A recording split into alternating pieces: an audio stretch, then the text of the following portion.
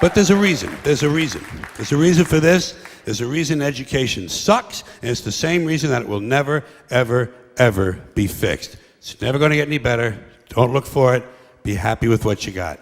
Because the owners of this country don't want that. I'm talking about the real owners now. The real owners, the big wealthy business interests that control things and make all the important decisions.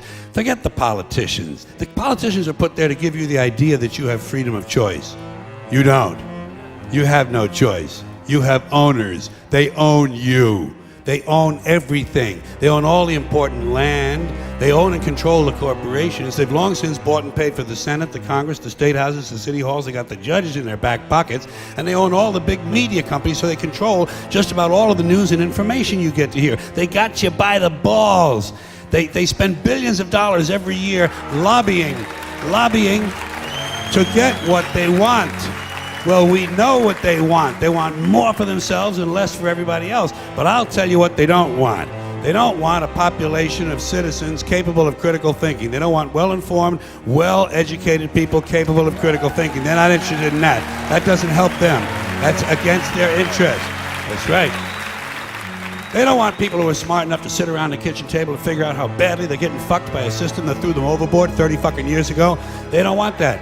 You know what they want? They want obedient workers. Obedient workers. People who are just smart enough to run the machines and do the paperwork, and just dumb enough to passively accept all these increasingly shittier jobs with the lower pay, the longer hours, the reduced benefits, the end of overtime, and the vanishing pension that disappears the minute you go to collect it. And now they're coming for your Social Security money. They want your fucking retirement money. They want it back, so they can give it to their criminal friends on Wall Street. And you know something? They'll get it. They'll get it all from you sooner or later, because they own this fucking place. It's a big club, and you ain't in it.